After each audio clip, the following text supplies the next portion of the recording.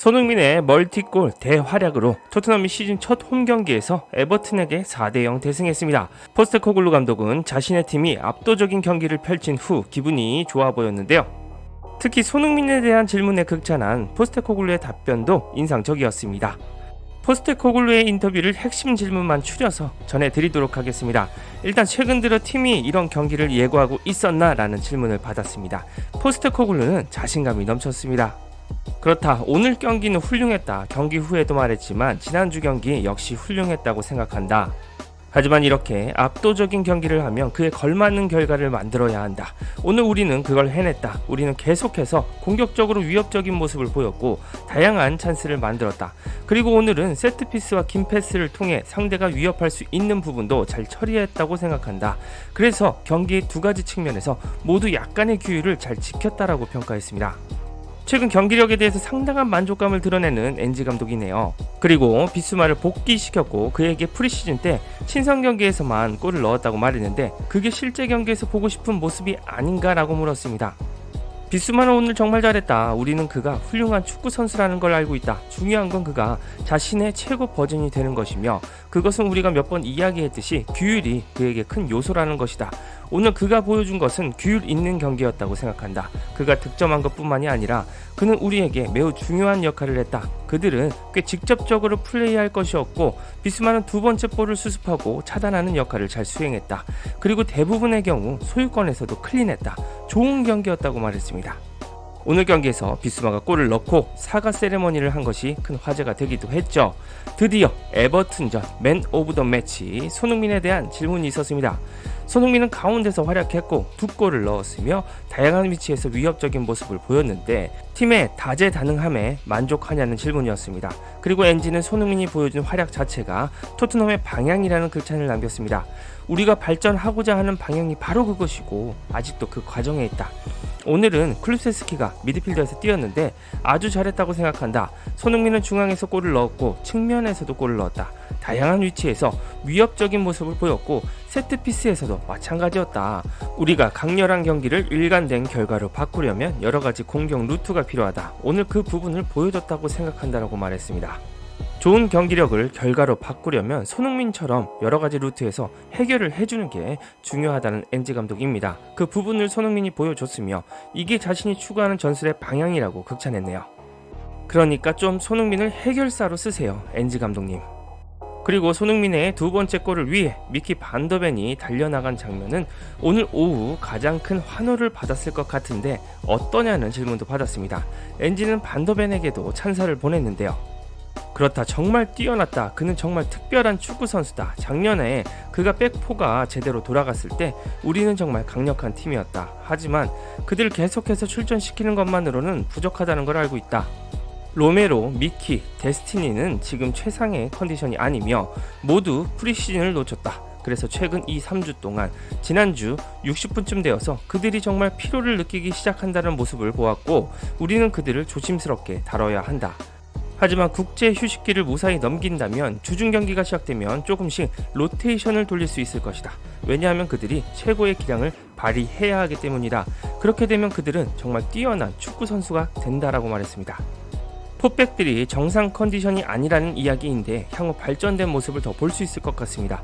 또한 반더벤이 쓰러졌을 때 걱정했냐는 질문도 받았습니다. 그렇다, 당연히 걱정했다. 하지만 내 선수들 모두가 특별하기 때문에 다들 걱정이 된다. 특히 그런 상황에서 부상을 당할까봐 정말 두려웠다. 그 순간에는 정말 심각한 부상일 수도 있다는 두려움이 있었지만 그와 이야기를 나눠보니 그는 괜찮다고 했고 몇 분 후에는 괜찮아졌다고 했다. 그는 우리에게 중요한 선수지만 모든 선수들이 중요하다. 그래서 우리는 매주 그를 출전시키지 않기 위해 스쿼드를 만들려고 노력했다고 말했습니다. 자, 그리고 또다시 우리 손흥민 선수의 질문이 이어졌습니다. 손흥민이 이 클럽의 레전드가 되기를 원한다고 했는데 오늘 같은 날이 그를 전설로 만들어줄까라고 물었죠. 그런 것에는 정해진 기준이 있는 것이 아니다. 손흥민이 은퇴할 때쯤이면 이 클럽에서 존경받는 위치에 있을 것이라는 의심의 여지가 없다. 하지만 그가 여전히 더 많은 것을 이루려는 동기를 가지고 있다는 점이 마음에 든다. 그게 우리에게 가장 중요한 부분이다. 오늘 정말 잘했다. 그를 중앙에 배치한 이유는 조던 픽포드가 그들의 빌드업 플레이에서 큰 역할을 하기 때문이다.